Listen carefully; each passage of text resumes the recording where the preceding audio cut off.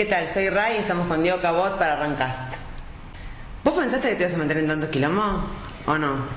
Sí, porque... Pero todo esto se inició desde que a vos se te ocurrió el libro con Oliveira de Hablemos con Julio. Claro, nosotros, yo en su momento, cuando empecé en La Nación, lo que sucedió es que había una concentración muy grande del poder y demás en el Ministerio de Vida. Entonces, éramos 3 o 4 que estábamos tras los pasos de lo que hacía el ministerio ese. No estoy hablando de miedo, boludo. No. Sabiendo lo que eran los caos, ¿no te da miedo? No, por ahí el miedo que tenías era como al escarnio.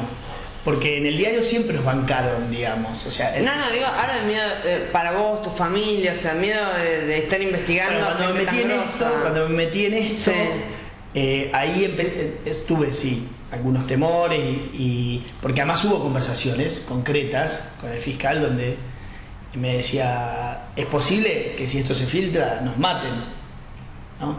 Claro.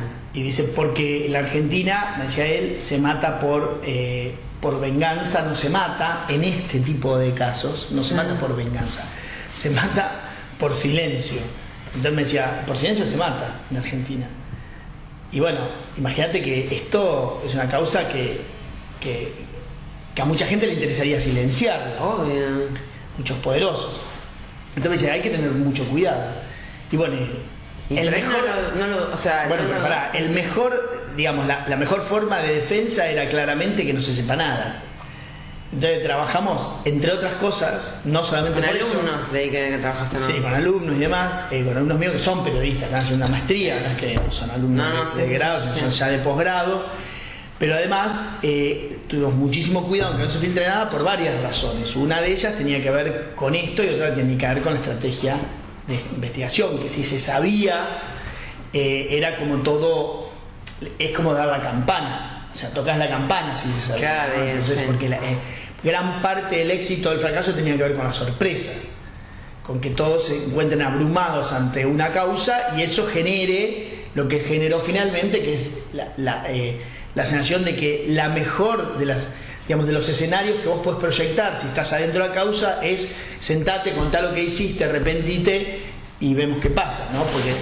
Y eso se generaba, entre otras cosas, también con el silencio. Entonces hubo varias razones por las cuales nos mantuvimos muy en silencio. Cuando se supo, bueno, ahí fueron todos los miedos juntos, porque ahí yo pasé a quedar en un lugar central de la trama.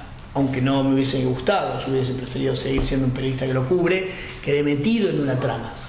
Esa yo ya lo sabía que iba a suceder. Y la voluptuosidad de los medios en Argentina hace que vos quedes, como te digo, expuesto en todo, ¿entendés? Sí. No solamente por tu trabajo periodístico, sino hasta por tus gustos en las redes sociales, en los programas donde se habla mucho sobre estos temas. Entonces pasás a ser motivo de cobertura a tu vida, cosa que a mí nunca me sucedió, ¿entendés? Porque yo, en todo caso, mi trabajo era materia prima de otros periodistas, muchas veces. Pero ni mi forma de pensar, ni mi forma de relacionarme con nadie, ni mis gustos, ni nada, ni nunca fue motivo de cobertura. Entonces eso es como un poco choqueante. ¿Empezaste de psicólogo después de eso? Y después hubo un momento donde sí, viste, tuve algunos sucesos medios violentos, donde yo me di cuenta que me estaban siguiendo y todo ese tipo de cosas, y bueno, y obviamente que tenés miedo, ¿no? Claro. Pero aparte no esperás, o sea, ¿qué decir? Bueno, cuando te metiste a investigar esto sabías en lo que te estabas metiendo. Sí, sin duda. Quizás. Pero bueno, uno no espera después de eso. A ver, vos cuando vos escribís algo interesante en una nota, sea lo que fuere, siempre hay algo, si es interesante o algo que vos lees, hay alguien, al menos una persona que quiere que lo publiques, que te está puteando en 5 idiomas. Sí, claro. Imagínate cuando mandás a la cárcel a mucha gente o imputás en un cosa por un trabajo tuyo, por una investigación que vas a hacer, la cantidad de gente que se acuerda de toda tu familia. Claro. Entonces, bueno, obviamente hubo que tener cuidados y demás, cosa que los tuve, digamos, hubo muchos momentos donde prácticamente no hablaba por teléfono, donde iba solamente del diario a mi casa y no hacía prácticamente ningún tipo de vida social, no quería salir. Estoy hablando de los primeros días que se hizo público, no quería salir, o sea... Pero esto apareció, todo esto, cuando hicieron el libro Hablen con Julio, No, a ver, con las anotaciones de los no, cuadernos. con el libro, Sí. fue, digamos, muy, en algún punto anticipatorio de lo que 10, 11 años después iba a encontrar acá. Acá Bueno, pero el libro también fue, o sea... Sí, el libro ese lo que tuvo es que vos... Salieron los más vendidos aparte, Sí, como no sí. ficción. Y además ese libro lo que tuvo es que fue hecho en tiempo real. O sea, cuando detentaban el poder estos muchachos. Claro. El problema que tenías con ese libro era que nadie te hablaba en on. Entonces vos ibas narrando como en tercera persona lo que pasaba. Si vos querés, esto es una continuidad brutal de aquello, donde tenés un tipo que lo narra en primera persona y dice, Claro. yo fui, hice esto, hice el otro, Claro, pasé por acá. claro. ¿Entendés? Entonces la contundencia del relato en primera persona es muy distinta. Bueno, pero investigar cuando estaban todos metidos en la salsa es peor, o sea, más miedo te tendría que dar, ¿o no? Bueno, en ese momento fue difícil, Claro. pero en algún punto nosotros estábamos bastante, no sé, sentíamos que estando en el diario y demás no íbamos a tener mayor pena. Tuvimos los chamuscones, ¿viste? Los moretones que tenés en un trabajo así, donde perdés fuentes y ese tipo de cosas. Cuando vos decidís publicar algo así, siempre perdés alguna fuente, siempre perdés algo, porque siempre hay gente dolida, tenés que tener muchos cuidados patrimoniales, de que no, porque finalmente vos sos empleado del diario, lo que fuere, pero después o te escribís por una editorial, pero el juicio te lo hacen a vos. Claro. Patrimonialmente, vos respondés con tus bienes. Claro. Ahí tenés otra cuestión que no es menor de un periodista. ¿Entendés? No sos un anónimo que opina en Twitter. Sos un tipo que pone el nombre, apellido y que responde con sus bienes. Obvio. Por lo que está diciendo. Entonces teniendo una cantidad de previsiones. Todas esas las tuvimos para no pasarnos de la raya. Y esto, si querés, es una continuidad de aquello. Es una consecuencia. No sé si es una consecuencia. Ahora, la masividad que tuvo esto no tuvo nada que ver con aquello. No, pero digo, ponele, cuando a vos te llegan las anotaciones, ¿no? Vos te pones a leerlos. Vos pensaste que era una joda, que era una guión del medio porcel. O sea, vos cuando te pones a leer eso, o sea, realmente da vergüenza lo que han hecho. O sea, cuando te pones a leer, dices, esto es un guión de cine, me están jodiendo. O sea, vos, ¿cómo fue? Yo tuve me hice todas las preguntas que hace todo el mundo. Claro. Así, digamos, de hecho, tuve tanto cuidado que no publiqué nada.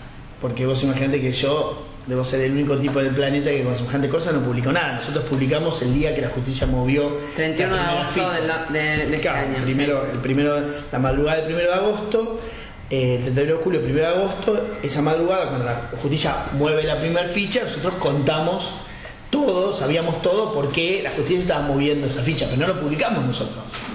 Si querés, llegás al extremo del purismo, no publicamos nada, solamente cubrimos una causa judicial. Claro. Si querés ser más extremos, ni siquiera dimos la primicia, solamente contamos cuando la justicia se movió, se movió por todo esto, y ahí les contamos a todos nuestros lectores qué cosas. Pero vos dijiste cuando leías las anotaciones, porque digamos, vos fuiste uno de los primeros que leyó eso, ¿o no? Sí, el primero. Bueno, cuando leías eso, ¿qué es? Esto es un chiste, o sea, no entendías. No me pasó eso porque yo conocía a todos los personajes que estaban en la trama. No te olvides que no es que a mí me trajeron, viste, un cuaderno con las peleas de Messi en el vestuario de Rusia 2018. O sea, a ver, yo conocía a todos los personajes. Claro, pero... Y muchas veces ellos en confianza te contaban este tipo de cosas, aunque no con el detalle, de, como te digo, de la narración en primera persona. Cuando un tipo te cuenta, si yo te digo, mirá, Ray hace esto, el otro, a que vos lo cuentes, es muy distinto. Hay una cosa como de certidumbre muy distinta. Cuando alguien te dice, bueno, fui a tal lado, a tal hora, hice esto, hice el otro, es una cuestión testimonial, ¿no? De hecho, los testimonios son de las cosas más ricas que tienen todo este tipo de trama. Entonces, yo lo que veía era un juicio, pero en una narración. Es abogado. Pero en una narración, si vos estás acá comiendo con amigos, que alguien te cuente que tuvo una anécdota, un tercero, en no sé dónde, en un viaje, a que te la cuente el que la tuvo, es muy distinto. O sea, pensá vos cuando alguien viene un amigo y te dice, no sé lo que me pasó en tal lugar, y te cuenta esa narración. Es más rico que si vos se la contás a otra amiga tuya, que le pasó a tu amigo, ¿entendés? Claro. O sea, es muy distinta la narración. Entonces, a mí lo que me sucedió es que yo empecé, digamos, a reconocer en ese, como te digo, en ese relato en primera persona, una cantidad de situaciones que yo ya las conocía. O sea, en el libro 2007, vos decís, nosotros con Pancho ya hablábamos ahí de que llevaban bolsos, de los estacionamientos, de que pasaban un bolso a otro, de un auto, que estacionaban dos autos paralelos y de un auto pasaban al otro. Ya lo contábamos en 2007. No, porque recién ahora salió. ¿Les parece bien que no me haya traído el libro? No, pero pará, te voy a decir algo. Mira, te voy a contar una historia, vos que te gustan las historias entretenidas. Una vez le invitó al programa a Mirta y me pidió el libro. Te vi. Sí, pero esta es la última parte hace poco. Una vez anterior, entonces me pidió un libro. Y yo no tengo ni para mí. No tenía ni un libro ni para mí. La fotocopia, dame una anotación. Entonces agarré y lo busqué en Mercado Libre. Sí. Y lo compré en Mercado Libre. Y se lo regalaste a Mirta. Claro. Y a mí no me lo regalás, no, boludo, todo mal. Y entonces estaba dedicado el libro. Se ve que yo lo dediqué a alguien y ese alguien lo leyó y lo vendió. No era una dedicación de amor, sino está mal. Mirá si es una dedicación de amor y está en Mercado Libre. No, era una, ¿viste? Sí. No sé, que decía una cosa así genérica, de esas que te hacen firmar 50 en la editorial, Sí. ¿viste? Y entonces le corté la hoja, la primera hoja, porque no se podía entregar a Mirta y se lo entregué a Mirta. Y ahora lo reeditaron y lo tengo que ir a comprar, todavía no lo he ido a comprar, ¿puedes creer? Y así que aquel libro que se agotó, Sí. no se conseguía, por eso lo compré en Mercado Libre, no, porque no se conseguía. Se agotó y ahora hicieron una nueva edición, así que lo voy a ir a comprar y te lo voy a traer. Me lo vas a regalar dedicado. Sí, dedicado para que en algún momento lo vendas vos y... Que lo vendo en Mercado Libre, claro. Escúchame, todo se vende en Mercado Libre. Bueno, no vamos a hacer publicidad en Mercado Libre. Escúchame, pero, o sea, vos con las anotaciones, o sea, ¿te gustó? O sea, que te las hayan entregado, o sea, no entendías por qué bueno, era por el libro, según dice, porque habían leído el libro de Lomo con Julio y por eso fue que te las entregó, ¿o no? Claro, el tema fue así. Eso es en los medios, no sé si... No, es verdad. O sea, yo lo conocía, a esta persona, porque vivía al lado de mi casa. O sea, yo estaba construyendo y me había mudado durante un tiempo hasta terminar la obra. Sí. Y entonces, compartíamos el encargado del edificio, para más datos. Entonces yo lo conocía a él y yo sabía que él tenía un amigo que trabajaba en el mundo, por así decirlo, en el mundo barata de vidrio, ¿no? Trabajaba ahí de remisero, sabía. Sí. Entonces, y él era mi fuente en algunas cosas, yo le preguntaba cosas y él me contestaba a veces. Y nos veíamos, teníamos una relación más allá de que por ahí yo sacaba el auto y le estaba paseando el perro. Claro, la perra, nos veíamos, hablábamos y demás, teníamos una relación. Y un día me dice, bueno, ¿te acordás de aquel amigo? Sí. Bueno, me trajo una caja con una cantidad de documentos y así fue. Yo lo fui a buscar. Y fue así. ¿Lo besaste después? Ponerle... No, pero bueno, digamos, para mí, o sea, el valor que tiene eso, más allá de lo personal, ¿no? Es haber podido, digamos, demostrar cómo se hacen los negocios con el Estado, cómo se hace rica esta gente. Vos decís que ahí tomaste el papel más del ciudadano que de periodista, o sea, bueno, digo, tu logro también, más allá de periodísticamente, o sea, como ciudadano, lograr que la gente de repente empiece a saber cómo funcionaba. Periodísticamente no tuve ningún logro, porque la verdad es que no di ninguna primicia. Bueno, no, pero sí, diste una primicia para la sociedad que de repente... o sea, puedes saber cosas que no sabías. Yo lo que hice básicamente es, digo, bueno, a ver, si yo tengo, o sea, porque vos cuando tenés cuando vos ya tenés el cuero curtido en una redacción, sabés más o menos los productos periodísticos que tenés. O sea, yo estoy en el canal del diario, obviamente en el diario papel, en la.com, la nación.com. Entonces vos, más o menos de acuerdo a lo que vos tenés entre manos, sabés si esto es una gran nota para la mitad de la mañana de la web, va a volar, ¿no? Ponés y la ponés en la web. Hay un momento de decir, mira, esto está bueno para contarlo en tal programa y le decís al productor, che, mira, tengo tal historia. ¿Cuándo me hace una nota a mí? Bueno, ¿por qué no? Y entonces vos más o menos entendés que tenés entre mano y para qué. O decir, mira, esto es una nota de domingo y vos la haces para un domingo, una nota más analítica. Cuando yo empecé a ver esto, digo, mira, yo acá tengo una investigación que es mucho más que 2, 3, 5 notas en el diario. Es mucho más. ¿Por qué? Porque en realidad es esto, ¿no? Lo que te digo, te muestra la manera en que hacían negocio estos muchachos durante años. A espalda de todos nosotros y un poco en una enorme subestimación de nosotros, casi te diría un desprecio. Porque un tipo que hace... Terrible. Y bueno, pero es que esa es la forma en que se hacen estos negocios, despreciando a los que pagamos impuestos, a los contribuyentes, a sus votantes, ¿no? Es un engaño. Pero bueno, esto es mucho más que una nota, es mucho más. Entonces, decir, bueno, ¿qué tratamiento le das?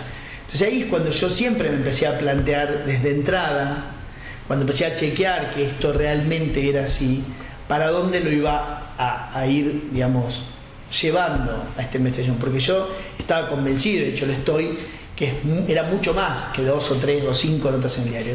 Se lo planteo al diario, a José del Río y a Fernán Zaguer, que son las 2 personas con las que yo fui hablando del proceso, y ellos entendieron perfectamente que era así, y que era mucho más que una nota del diario. Y eso generó que nunca, ninguno de los dos, sabiendo lo que yo andaba, primero que nunca me pidieron explicaciones, que eso es una cosa que la gente por ahí no puede creer, porque piensa que nosotros en el diario somos una cofradía de gente, y no es así. Trabajamos con una, ¿viste? O sea, yo ando por mi cuenta, nos cruzamos en la redacción, tengo mis horarios, voy, vengo, y nunca me pidieron explicaciones en qué andaba, más allá de que yo les iba informando cómo iba avanzando esto, pero nunca me pusieron plazo. Me dijeron, che, Diego, esto habría que publicarlo, pero vamos a perder. En un momento, cuando vamos a la justicia, yo tengo una reunión y me dicen, esta decisión implica que perdamos todo. Y yo le digo, sí, implica que perdamos toda la investigación, porque yo la voy a compartir con gente por la que no respondo. Claro. O sea, una cosa es que yo diga, bueno, lo tengo yo con mi grupo de gente con la que trabajábamos, con mi grupo de trabajo, con la Candela y Santiago, que trabajaban conmigo, y yo por eso me puedo hacer cargo de que no se filtre. Y otra cosa es que se la dé a un fiscal para que trabaje con su equipo. O sea, yo puedo tener cierta confianza o puedo construir una confianza con él, pero se puede escapar por cualquier lado, porque además en tribunales, no te olvides que hay muchos colegas periodistas muy talentosos, con muchas fuentes, que se enteran de lo que pasa. Entonces, ¿qué van a decirlo? Claro, había una decisión ahí del diario de decir, bueno, y me dijeron, bueno, ¿esto implica perderlo? Y le digo, sí, implica perderlo. Bueno, si lo tenemos que perder, lo perderemos, pero siempre nos pareció que el camino que teníamos que transcurrir era un poco más que la simple, te diría, publicación en el diario. Claro. O sea, siempre lo tuvimos en la cabeza. Como vos dijiste, que actuar más como ciudadano y no tanto como periodista por ahí. Sí, como que y en algún punto también tener cierta ambición, te diría, cívica, si querés, ¿no? Es decir, claro, yo quiero, o sea, a mí me encanta que esto salga en el diario, pero la verdad es que acá hay una cuestión que es mucho mayor, ¿no? Que es, no puede ser que los estados hagan negocios así, no puede ser que la política se... ¿Vos qué haces? Escúchame, si ahora gana, pone que Cristina gana las elecciones, ¿no? ¿Qué haces? ¿Te mudas de país? Mirá, yo trabajé muchos años con Cristina como presidenta. Pero ahora, digo, o sea, ¿qué harías? No, ¿por qué? No sé, digamos. Espero. No, pero es como, ¿qué le pasa a la gente? Irme del país sería tener, digamos, en los términos que vos me planteás, sería exiliarme, ¿no? Una cosa así. No, pero, o sea, vos después de la investigación, o sea, bueno, porque todos los años cada vez uno va sabiendo más. ¿Sabes? ¿Pero qué le pasa a la, no, o sea, no pensás, ¿qué le pasa a la gente que la vota? O sea, ¿o no? Bueno, son decisiones que tienen que ver, o sea, a ver, la corrupción es un tema que nos preocupa mucho a las clases, por así decirlo, a los sectores urbanos, a cierta parte de los sectores urbanos, cierta parte, pero hay otra parte, vos estás viendo, yo veo intelectuales defendiendo lo que defienden y no lo puedo creer. Yo conozco kirchneristas, o sea, intelectuales kirchneristas a morir, ¿no? Por eso, entonces que creen que es todo mentira, bueno, está bien, vayan ellos con su psicólogo, vos que decías, el psicólogo también quiere eso, ¿no? Entonces, pero yo creo que o sea, no tendría, digamos, por qué tener que irme en una democracia, gane quien gane, claro, en el país. Pues yo hago mi trabajo, digamos, yo digamos, a ver, mira, yo un día lo hablaba con alguien que me decía, tendremos que poner seguridad, que yo decía, a ver, ¿por qué tengo que tener seguridad yo, que de esta trama soy el único que no cometí delitos? ¿Entendés? O sea, yo no cometí delitos. Es un boludo, o sea, viendo todas las anotaciones, todos cometieron delitos, hasta el remisero, no sé cualquiera, el panadero, todos ganaron plata y hicieron, o sea, robaron de alguna manera, menos vos, ¿no? Che, soy un boludo. Yo digo, pero ¿por qué tengo que tener custodia yo, que no cometí ningún delito? Mirá, mirá toda esta lista que hay acá de gente. Yo no hice nada de esto, ¿entendés? O sea, yo simplemente estaba jugando a la escondida y los vi, ¿viste? Los descubrí, bueno, punto, es eso. Pero yo no tengo, digamos, el problema lo tienen ellos por lo que hicieron. Cuando digo ellos, el kirchnerismo y los empresarios, todos, los sindicatos, que todavía no han salido en esta trama porque están, digamos, porque han tenido suerte. Ahí sería la solución a la Argentina.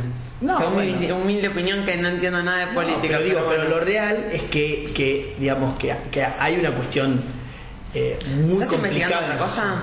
¿Estás en una otra investigación? No pongas título. ¿Estás investigando algo? Siempre, no parás nunca, porque además... Y aparte en este país no te van a dar los años para investigar. Pero además a partir de esto, o sea, porque ¿qué sucede cuando vos estás en un caso así?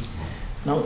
Me pasó a mí, digamos, te puedo contar en primera persona, vos te empieza a llegar una cantidad de cosas, digamos, de gente que tiene, que vio de cerca un tema corrupto, que puede ser a otra escala, una escala menor o mayor o distinta, pero que empiezan a ver y se animan a contar. Entonces vos te convertís en un vehículo de esa gente. Vos pensás que nosotros estamos en un país, en una sociedad que yo salgo a la calle ahora y me roban el teléfono, cosa que me lo han hecho los últimos, me han robado centenares de veces, con pistola, sin pistola, bueno, lo que quieras. Y yo no hago la denuncia. Nosotros ¿quién hace la denuncia por robar el teléfono? Nadie, porque sabes que no va a aparecer nunca, ¿entendés? O sea, listo, lo tirás a costo hundido, te vas y te compras otro, o agarrás el anterior, el modelo anterior que tenías. Bueno, la gente no denuncia nada. Entonces cuando por ahí ven un vehículo para canalizar su denuncia, que lo mantenga obviamente al resguardo, y bueno, te convertís en un vehículo de denuncias, porque la gente no quiere ir a tribunales. O sea, es lo que te digo, vos imagínate, no vamos a denunciar un celular, y yo fui y me senté 8 horas a declarar. No es que le di las fotocopias, las fotos, la base de datos y me fui a mi casa, no. La foja 1 de esta causa es mi nombre, empieza con mi nombre y mi apellido, y mi documento, y mi dirección, y mi teléfono, todo. Hijo, viste que te preguntan. Bueno, pero eso es un honor para vos, como digo, para, sí. No es que es un honor, digamos. No, pero es para todos tus hijos, tus familias. Está bueno que todo este quilombo bien, de repente. Lo que te digo es, o sea, no es gratis ir a denunciar. Sí, obvio. Bueno, entonces la gente, los argentinos no denunciamos, es así.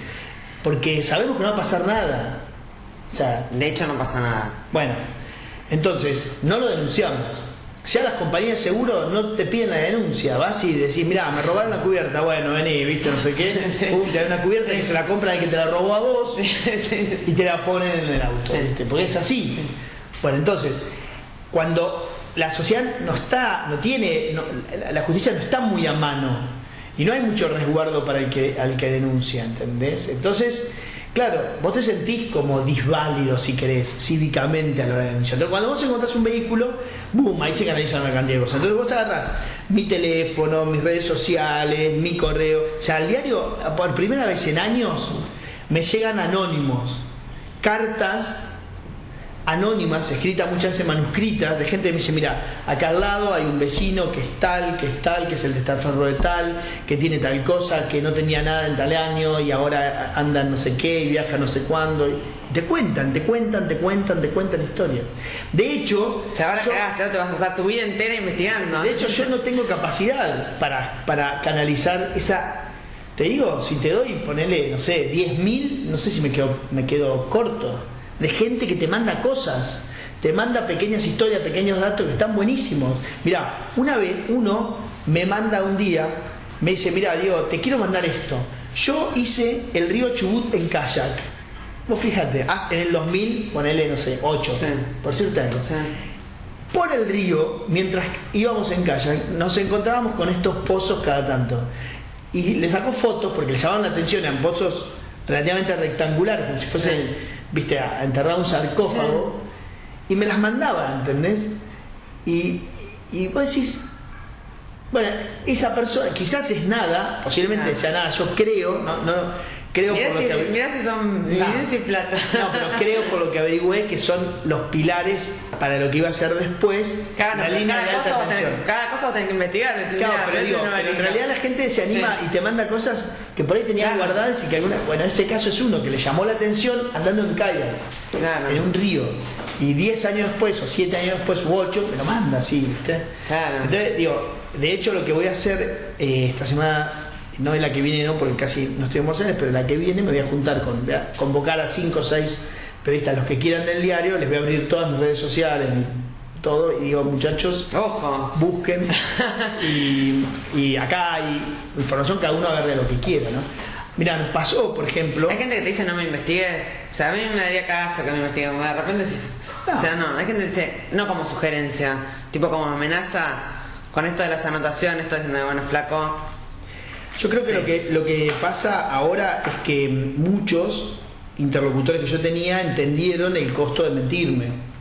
sea, me mentiste durante 10 años y ahora no me pueden mirar a los ojos. Claro. Porque finalmente un día terminaron yendo a tribunales a declarar y a confesar sus delitos, te olvides. Claro.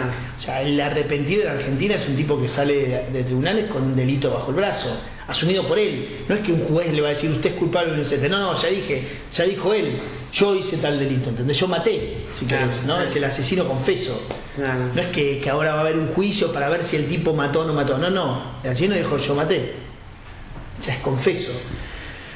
Entonces ese es un arrepentido en Argentina, no es que es un tipo que se va a la casa sin nada, viste, liberado de la acción penal, por así decirlo, ¿no? Entonces bueno, ahora digamos cambia el peso específico cuando me siento frente a una fuente y eso está bueno porque tenés otra capacidad de sentarte y de dialogar. Vos tenés que tener un periodista. Cuando empieza a ser valioso es cuando su capacidad de diálogo con una fuente que es infinitamente más poderosa y más millonaria. ¿Estás dando clases? No, pero te digo. ¿Das clases en La Nación y en la Ditela o no? Sí, pero digamos, pero lo que está bueno, digo, lo que a vos te hace sentir periodista de verdad es cuando vos te sentás con un tipo enfrente y el tipo se siente como obligado a decirte la verdad. Por alguna razón, sea porque sos un tipo que escribís o haces una nota o estás en un programa de mucho rating, pero por alguna razón una persona más poderosa con vos se sienta y te cuenta, ¿entendés? Vos, por ejemplo, hay alguna cantidad de gente que le vas a contar tus secretos y otros que no. Bueno, vos tenés que lograr que ese tipo te cuente. Entonces, vos no te contaría ningún secreto, sino... está bien. Premio latinoamericano. No, al revés, porque en realidad yo soy un vos lo descubrirías, o sea... un gran guardador de secretos. Está bien, Yo pero he demostrado que puedo guardar secretos. Claro, sí, claro. Pero aparte de haber ganado millonadas de premios que no me los puedo acordar, el único que me acuerdo es el premio que ganaste el latinoamericano de periodismo de investigación, ¿o no? ¿En qué año fue? ¿No te acordás? Lo ganamos con Hugo, una mención ganamos con Hugo y Pancho, con Hugo Alconada y Pancho Olivera por una investigación que hicimos por el avión de Jaime. Ahora cuando Jaime andaba en el secretario de transporte tenía un avión de 5 millones de dólares. Ese caso es interesante, porque vos sabés que nosotros investigábamos, hacía como 6 meses también que estábamos investigándolo, habíamos traído todos los papeles de Estados Unidos. Hugo estaba en Estados Unidos, era corresponsal en Washington del diario, y nosotros con Pancho acá, y habíamos pedido a Estados Unidos como lo que sería el ADN del avión, desde que lo fabricaron en adelante. Sí. Vos tenés anotado quiénes fueron los dueños, quiénes lo financiaron, todo. Es re de película investigar, como que está buenísimo. Entonces nos llegó, viste, nunca me voy a olvidar porque un día entramos a la página y dijimos, vamos a pedir lo que yo, pagamos $10 con la tarjeta y al menos llegó un CD que tenía todo. Bueno, todos los datos. Entonces imprimimos una cosa así de contratos en inglés ¿viste? De derecho aeronáutico. Bueno, hicimos toda la investigación, sabíamos, qué sé yo. Entonces nos sentamos un día en una mesa así de directorio, en una redacción muy grande, y les presentamos el caso, porque él era secretario de transporte y era uno de los tipos más importantes de la estructura de poder de Kirchner. Claro. Y nos sentamos en la redacción y les contamos todo lo que teníamos, todas las evidencias de que Jaime, que era el secretario de transporte, andaba en un avión, un jet que salía $5 millones, y quiénes se lo habían comprado, y cómo era el contrato y la compra y no sé qué, y no sé cuánto. Entonces Fernán Zaguier, que es su director del diario, de la familia dueña del diario, dice, ¿lo vieron subir o bajar al avión? No. Dice, bueno, hasta que no lo vean no lo damos. Eso es una investigación de eso. Entonces con Pancho decíamos, ¿cómo hacemos para verlo? ¿Cómo hacemos? Bueno, entonces nos íbamos, hacíamos guardia en Aeroparque, en un lado en otro, nunca lo veíamos. Claro, te ibas con el mate ahí a ver si lo veías. Y después nos enteramos, porque siempre uno tiene fuentes que te cuentan, que él venía a las 12 de la noche, más o menos llegaba a las 12 de la noche los domingos, se iba a Córdoba en el jet, y venía a las 12 de la noche y paraba en San Fernando. Entonces nos íbamos con Francisco en el auto, con el mate, como bien decís, a las 12 de la noche los domingos a San Fernando, al aeropuerto de San Fernando. Claro, y no lo ves, porque San Fernando tiene como una línea de hangares donde el avión, vos ves que llega y desaparece, y después él salía directamente por el hangar, así que nos lo perdíamos. Y entonces una noche, después de ir 2 o 3 domingos a esa hora, logramos saber, por fuentes que digo siempre tenemos, cuándo el avión había partido de Córdoba, y por lo tanto podíamos estimar cuándo iba a llegar a Buenos Aires. Entonces nos paramos en la playa de estacionamiento, porque nos poníamos en las ¿Vos cabeceras. coimeás a la gente para que te pasen información? Ah, qué bien. La gente te Ya que estás con los cuadernos de las coimas. La gente te cuenta, porque hay mucha gente indignada que ve la impunidad, digamos, tan a la vista que, viste, que te terminan contando. Pero está para una película todo lo que es la investigación. Bueno, pará, entonces, escuchá, entonces no venía, y esa vez que ya teníamos el dato, que Sí, salió de ¿qué Córdoba, pasó? nos sentamos, nos pusimos en la plaza de estacionamiento Sí. de San Fernando a esperar que salga en el auto. Y bueno, venía la policía cada rato, imagínate un domingo a la 1 de la mañana, Sí, 12:30, 1 en San Fernando, no hay nadie. En el aeropuerto de San Fernando no había nadie, estábamos nosotros, venía la policía aeroportuaria a ver qué hacíamos, no, que un amigo, ¿viste? No sabemos qué usa Sí. poner. Bueno, en un momento Aparece. que baja y sale un auto a la noche, dos, en realidad como la custodia, que se había metido al hangar, él llega al hangar, sube y sale. Nosotros le tomamos la patente y lo empezamos a seguir, lo perdimos, porque obviamente tenía un auto 20 veces más veloz que el nuestro y mucha más pericia para manejar. Claro. Sí, obviamente lo perdimos, pero teníamos anotado toda la patente. Entonces, eso fue un lunes, un domingo a la noche. El miércoles había un acto de Jaime, que iba a ir Jaime al puerto de Buenos Aires a recibir unos vagones que venían de Portugal. Y sabía yo que era a las 8 de la mañana él iba a ir. Entonces me fui a las 7, me paré en la puerta. Yo la pesadilla solamente para Sí. ver si cuando llegaba, bueno, iba en alguno de esos autos para Claro. chequear. Entonces cuando llega, tipo 8, efectivamente ¿Fue en ese auto? iba en uno de esos autos, que era Qué uno de boludo. los autos de... Y bueno, no sabía que estábamos mirando. Entonces, que era uno de los autos de custodia, y entonces tomamos la patente, fuimos ese día al diario y dijimos, bueno, Fernán, no lo vimos, porque no se puede ver, porque no tenés vista directa Sí. a Fernando, pero hicimos esto, buscamos la patente, no sé qué, no sé cuánto, y fuimos al acto de hoy, y efectivamente él llegó en ese auto, y entonces nos dice, bueno, entonces lo damos hoy a la tarde. Y lo dimos esa tarde, y al mes él renunció. Renunciamos ahí también, porque Kirchner lo saca. Pero fue increíble, porque íbamos a la noche con el mate. Investigación. Sí. Che, contame que me causó mucha gracia, que aparte porque lo de los Joclender. Lo de cuando fueron a investigar ustedes, supuestamente, una nota No. que tenían ahí. Sí, eso fue Hugo el que lo contó, Hugo Conada. Que fuimos juntos, fue así. Choclete había salido de la cárcel. Sergio, Sí.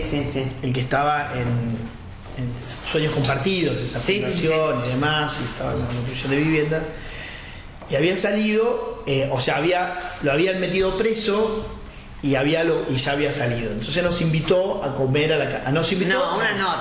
Nos invitó una nota a las 10 de la mañana en su casa, por la zona de Pilar, yendo Sí. por Pilar. Entonces, Hugo, que vive en La Plata, me pasó a buscar por Buenos Aires un remis y nos fuimos los dos. Entonces llegamos y bueno, ¿viste? Ninguno de los dos lo conocía personalmente. Nosotros le dijimos, mirá, te vamos a grabar todo el tiempo, todo lo que digas te lo vamos a grabar. Ningún problema. Pusimos el grabador, grabamos como 5 horas, ¿viste? Estos digitales que tienen no sé Sí. cuántas horas, grabamos todo el tiempo. Y recorrimos la casa, me hizo conocer su casa, qué sé yo, fue como una visita muy... Guiada, Sí. Y entonces dice, vamos a hacer un asado. Y compré todo para hacer un asado. Y eso dijimos, bueno. Y entonces seguimos hablando todo el tiempo de los temas que nos interesaban, Sí. ¿no? Obviamente pasamos por su historia también, ¿viste? Una conversación muy larga y profunda en algunos momentos, porque es un tipo que entiende de lo que habla Joclender, no es un improvisador. No, claro. Entonces, mientras hablábamos, Como hizo un nosotros, asado, ponele. claro, en un quincho que tenía al lado, Sí. que además ese quincho estaba sospechado en una causa de que lo había hecho con material de tiempos compartidos, que teóricamente era Sí. para barrios populares y se había hecho en quincho. Era un quincho pequeño, digamos, muy normal, que tenía ahí enfrente, y ahí hizo el asado, y mientras tanto hablábamos, mientras él hizo el asado. Y bueno, hasta que lo cocinó, lo asó. Entonces, ahí lo corta, ¿no? Corta el asado y dice, y lo trae así, viene con la tabla y nos dice, bueno, mañana vuelvo a salir en la tapa de La Nación, dice. El parricida, y dice, les voy a decir el título, dice, el parricida Joclender envenenó 2 periodistas de La Nación. Nos dice a nosotros antes de probarlo. Claro, claro. Y claro, imagínate, risas tensas, digamos, porque no sabes si es un chiste viniendo de John Cleese. Claro. Y bueno, obviamente lo era. Y él dice, coman, no sé. No sean estúpidos, Sí, así. Y obviamente comimos y todos estamos contando la anécdota. Claro. Pero fue cómico. Y todo el tiempo tenés ese tipo de... A mí me pasó una vez de comer un asado en un lugar donde fui. Y también éramos muy poquitos. Un personaje bastante particular, sus abogados y yo. Y también hicieron un asado, un mediodía. Llegamos, dejamos los celulares antes de pasar al lugar del asado. Y bueno, fueron tensas. Por más asado que haya, hay tensión, porque vos estás queriendo contar una parte que ellos no quieren que se cuente. Entonces, en un momento, en el medio del asado, yo miro así para el costado y había, ¿viste esas mesas de las computadoras que se saca la bandeja? Sí. Que había antes, cuando... Claro, existían en nuestra época. Antes, sacabas así la bandejita. Bueno, sí. había una ahí al costado que se ve que había quedado para apoyo en el quincho en ese lugar, y habían dejado una pistola ahí abajo, ¿viste? Un revólver, qué sé yo, no sé ni cómo se llama. Y entonces yo digo, che, ¿viste? Porque me sorprendí, ¿viste? Se está comiendo una asada y de repente es una arma. Entonces empezaban, viejo, ¿a quién se le olvidó? ¿Viste? Decían, entre uno, ¿quién se le olvidó? Che, Entonces uno se paró, digamos, como para pasar el trance, y le puso un repasador arriba, la cubrió así como con un repasador, como para decir, acá no ha pasado nada. Sí. Y bueno, quedó ahí, ¿viste? Y se reprochaban entre uno y otro quién se había dejado la pistola en ese lugar, ¿viste? Yo en el medio. Claro. Y bueno, la taparon con un repasador y quedó ahí la pistola y siguió, la charla siguió. Nunca una nota, no sé, de moda, ponele. Siempre anda con... Toca de vez en cuando, muy de vez en cuando esas cosas. ¿Hiciste? No. Pero nada, todas pero siempre todas, digamos, Además, como que hay peligro, o sea, en todas las notas de las investigaciones, ¿o no? No hay peligro, digamos. A ver, sí hay peligro, te tenés que cuidar, pero la gente también es mucho más cobarde de lo que dice. En general en la cara te dicen poco, o sea, ahora, bueno, vos viste lo que son todo el mundo de las agresiones y demás en redes sociales. En general en la cara nadie te dice nada, son bastante más cobardes de lo que uno cree, ¿no? De hecho yo, por ejemplo, con algunos he dicho, mirá, te doy mi teléfono y llamame si querés.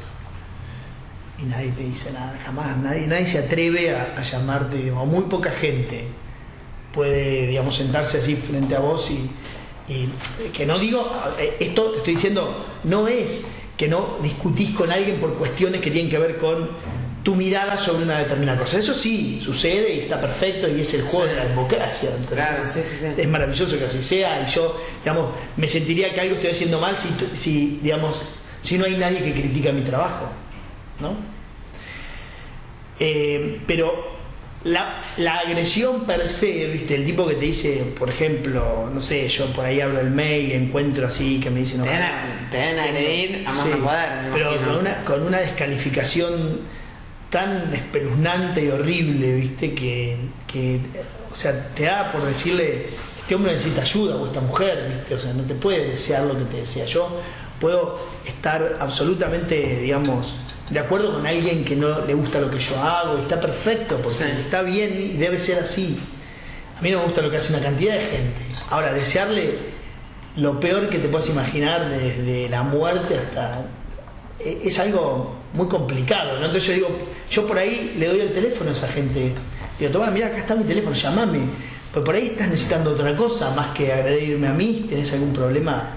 O sea, no se lo digo, pero se lo diría personalmente. Digo, yo le diría, ¿qué pasa por tu cabeza que querés que yo me muera? Claro. O sea, ¿qué pasa por tu cabeza? O sea, ¿qué pasa? Entonces, una cosa es que vos digas, mirá, sos un mentiroso, sos esto, está todo bien y lo podemos discutir, y nos podemos sentar, digamos, como lo hago con todo el mundo, con amigos, discuto. Ahora, esa cosa, viste, del desprecio, de desearlo para otro, hay algo como que es muy complicado, ¿no? Es difícil de entender. ¿Te sirvió? O sea, pues sos abogado y periodista. ¿Qué ves en común entre la abogacía y el periodismo? ¿Se te sirvió ser abogado para ejercer abogado? Yo siempre estuve bastante peleado con la profesión, porque nunca me gustó el derecho, ejercer el derecho. Sí. Pero desde que empecé el periodismo me encantó saber de derecho. Claro. A ver, saber de derecho. Yo lo que tengo es básicamente el título, la matrícula, porque claro, la tengo al día siempre. Sí. Lo que tengo es una base que me permite hablar con los que saben derecho, partiendo de una base más alta que la que podría partir alguien que no conoce el derecho. Claro. Nada más que eso. Sí. Entonces yo, por ejemplo, hay un tema jurídico, entonces yo me puedo figurar con quién hablar, básicamente. Claro, claro. Es, digamos, tener la agenda más Claro. adelante. Yo digo, bueno, esto es derecho administrativo, lo hablo con tal, y mi conocimiento básico del esquema del mundo del derecho me permite tener una conversación un poco más rica, si querés. Está bien. Como podría ser alguien que digamos, escribe eso, que hace periodismo de salud y tiene conocimientos de Claro. medicina. Claro. ¿Entendés? Porque obviamente que parte de una base que yo no tengo ni tendré nunca en mi vida. Entonces a mí el médico con el que llamo me tendría que explicar desde acá, y a esta persona tiene que explicar desde acá. Entonces su conversación es más rica. Claro. O con alguien que digamos que es licenciado en letras y escribe sobre literatura. Claro. Obviamente es distinto. Claro. ¿Entendés? Entonces me sucede eso. En este caso me sirvió mucho, porque yo me fui figurando muchas veces. A todos presos ya. No, pero sí me fui figurando cuáles eran los escenarios esperables, Sí. por los abogados de la otra parte. Yo decía, Claro. bueno, ¿qué puede ser lo mejor que le pase a Barata? O al abogado de Barata. Che, me mató tu descripción sobre Barata, la verdad que me hizo reír. Es un tipo que, bueno, no sé si es textual, ¿no? Pero es un tipo que no tiene ninguna clase de conocimiento sobre ningún área de la que trabaja. O sea, como es un tipo que no sabe nada en el área de la que trabaja. Así es. El que Fue trabajó y que tra- manejó Bueno, eso hubo, y te diría que hay, una cantidad de funcionarios. La administración pública, lamentablemente, no es muy profesional, ¿no? Entonces, va a llevar muchos años la depuración, si quisiera. Ponerle que la Argentina quisiera depurarla, cosa que dudo. Nuestros nietos no la van a vivir. Pero ponerle que quisiera depurarla, igual es un proceso de muchos años. Generar talento y que vos lo mantengas. Es el desafío de todo el mundo. ¿Cómo haces para que el talento no se te escurra, no? Imagínate para el Estado. Bueno, hay lugares del Estado que hay gente que sabe mucho.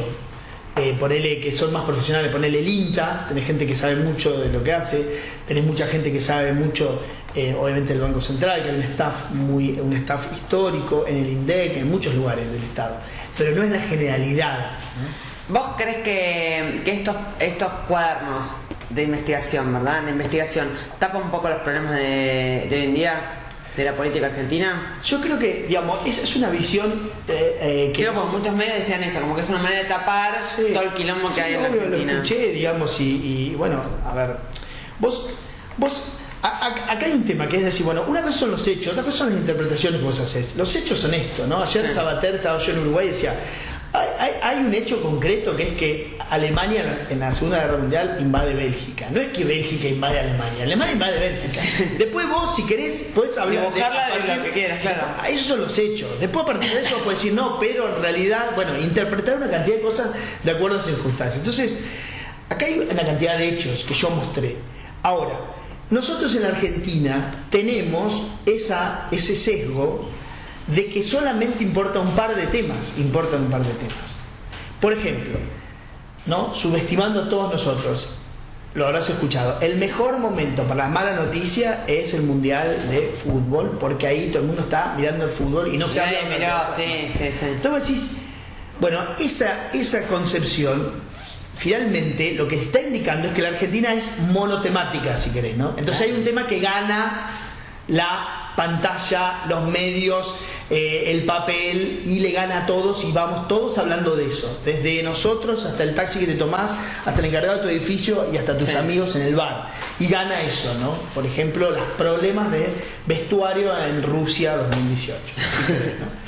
Y es el único tema. Entonces vos ahí podés hacer cualquier cosa atrás. Sí. Esa concepción es nefasta. Sí. Sobre, digamos, casi te diría la orejera, viste, que tienen los caballos, Sí. de poder mirar una sola cosa. Sí. Pero la Argentina tiene que darse, o sea, este tema no tiene por qué tapar todo lo demás. Porque no compiten, porque la Argentina tiene que tener 20 temas abiertos sobre los que está discutiendo y hablando. O Sí. sea, van a decir a mí, no, porque esto es para tapar la causa de Amorí, de un chico de C5N y de ese medio que había hablado sobre los aportes ilegítimos de la campaña del PRO, ¿no? O de Cambiemos. Vos decís, bienvenido sea que haya causas que investigan al poder, a la oposición, a los empresarios, y eso es lo que estamos pidiendo. ¿No pedimos que la justicia actúe? Bueno, entonces ¿qué? ¿Va a actuar en una sola causa a la vez? O sea, vamos a ser tan ridículos.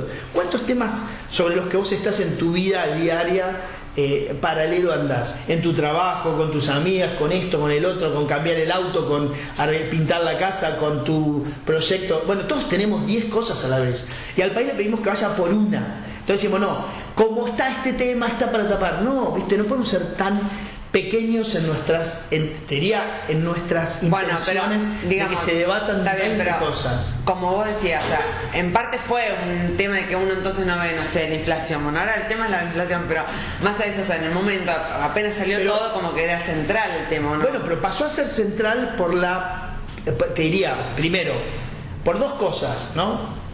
Por los personajes involucrados. Pues si hubiese estado mi mamá Alita y mi tía Elsa, ¿viste? De Santa Rosa, no pasaba nada, ¿entendés? Bueno, entonces lo que pasó es que tenías una cantidad de personajes muy poderosos, muy influyentes, con mucho negocio todavía con el Estado y con exfuncionarios que iban y contaban. Tenés exfuncionarios que declararon como arrepentidos, ¿no? Entonces, y una causa muy original en su concepción, en sus tiempos, y además con mucha sorpresa. El factor sorpresa es algo rupturista en la información, y es así. Entonces, ahora, ¿por qué salió ahora? Porque fue el tiempo lógico de una investigación de este tipo. O sea, si vos lees la resolución, hay 100 y pico de medidas probatorias que se tomaron. ¿Vas a un libro? Voy a escribirlo seguro, porque es una historia que, como te digo, escúchame. Hay una parte de la historia, hay una parte de la historia que la puede escribir cualquiera, que es lo público, pero hay una parte de la historia que me tiene a mí en la trama, y eso es interesante, digamos, contarlo, aunque sea para que lo lean los míos. Claro. Así que sí, algo de escribir. Estaría bueno, sí. Estoy en eso, estoy tratando de darle vueltas, y si bien hace mucho tiempo que tengo este tema entre manos, los periodistas somos hijos del rigor. Y hasta que no sucede, vos no te crees que va a suceder, ¿no? Claro. Entonces no te puedes poner a escribir un libro cuando hay una expectativa de que algo suceda, porque la pasión que tienen esas letras no es la misma que cuando sucedió. ¿Entendés? O sea, vos no puedes escribir el libro de Argentina campeón del mundo cuando está yendo al mundial. Claro. Porque la fibra que va a tener el texto no es la misma. Y bueno, pero acá la causa en Argentina puede terminar. No importa, porque, digamos, acá hay algo que tiene que ver con las consecuencias ya que ves hoy. Con un profundo, digamos, conocimiento de lo que sucedía, y con una tremenda, digamos, necesidad autocrítica de un sector de la política y del empresariado que tiene que decir, bueno, flaco, esto no puede seguir siendo así. Entonces ya hay consecuencias concretas. Yo ahora me voy de viaje nuevamente a Mar del Plata, y hay un coloquio donde están todos los empresarios. Mañana hablo entre 50 empresarios o 60 empresarios. ¿Y ninguno de ellos va a ir preso? No lo sé. No sé quiénes van a ser. Claro, no pero acá no son solamente políticos, son también empresarios que para claro, entonces, digamos, el discurso del inicio tuvo que ver con esto, ¿no? Con qué hacemos con esto. O sea, porque acá hay algo que va más allá de la consecuencia penal, que es si vamos a sacar alguna, te diría, enseñanza o no de esto. De cómo robar, en general, bien, o sea, que no te tienen en general no saca demasiadas enseñanzas de este tipo de causas. No las saca. O sea, yo siempre lo que digo es esto: ¿este gobierno es más corrupto del anterior? Bueno, posiblemente, efectivamente es menos corrupto. Por lo menos en las áreas sensibles, ¿no? De la obra pública y demás. Ahora, es inteligente, no creo que te tienen un bolso, no claro, sé. Bueno, ahora, depende de la moral del funcionario nada más. No hay ninguna norma que establezca que a vos te genere, cuando vos llegás a ser funcionario, que te diga, no, che, pará, si yo hago esto me va a pasar aquello. Por ahora es como, depende de la moral del funcionario, ¿no? Y eso no puede ser. Vos, hasta que la política depure y sean toda gente de enorme moral, la virtuosidad de meterse en política va a tardar un tiempo. Bueno, ponele algún coto a la conducta del funcionario. Hoy depende de eso. O sea, vos me decías, ¿qué pasa si Cristina gana? Bueno, puede pasar que Debido sea ministro de vuelta. Podría suceder. Si el presidente indulta, puede indultar. Podría suceder que Debido vuelva a manejar la infraestructura de Argentina. ¿Por qué no? Bueno, ok. Entonces decir, bueno, ahí, ¿cómo lo controlás a un debido que ya sabes lo que hizo? Pues está demostrado, tiene ya una condena por mal desempeño. ¿Cómo lo controlás? ¿Que lo vamos a controlar nosotros cada 4 años con el voto? Si ya sabes que no lo controlás con eso. Porque además genera una cantidad de plata que el voto también empieza, digamos, a depender un poco de la cantidad de dinero que vos volcás a la política. Entonces, bueno, la Argentina tiene que aprender de sus institutos y de su gente prominente que piense y que establezca normas para poner cotos, porque mañana, digamos, a cualquier funcionario le agarra porque también quiere tener un jet y no sé qué, y lo hace más o menos sin problema, ¿entendés? Pidiendo la percepción presente, que ya dieron fe de que van a entregar plata a cambio de negocios. Bueno, y la Argentina no aprende de esas cosas, o no ha aprendido históricamente. Entonces, el desafío de esto es que nosotros, que haya algún aprendizaje mucho más allá de la cosa, digamos, de la condena jurídica o de la condena penal, ¿no? Para una persona si es o no culpable, no sé.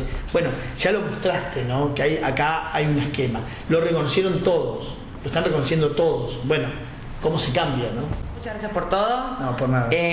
Para mí tiene que ser una película, te tienen que llamar para hacer una película. Claro, no, está buenísimo. Súper intrigante. Hay llamados de todos lados. ¿Sí?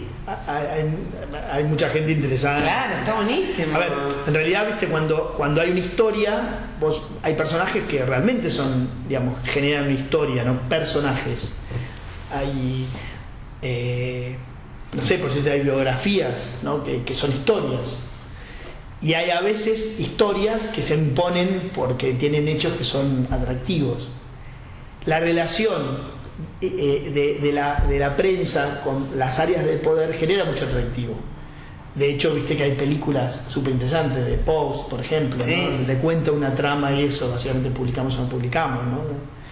Y eso es atractivo. Entonces siempre hay gente que le llama la atención este tipo de tramas, más a esta que ocurrió, digamos. Claro. Todos los que la transitamos. No, que aparte, digamos, te mezcla todo, o sea, desde decir cómo puede suceder esto hasta cómico, o sea, porque como yo te decía, a mí me daría, no entendería si es un chiste o no las anotaciones, como uno lee eso.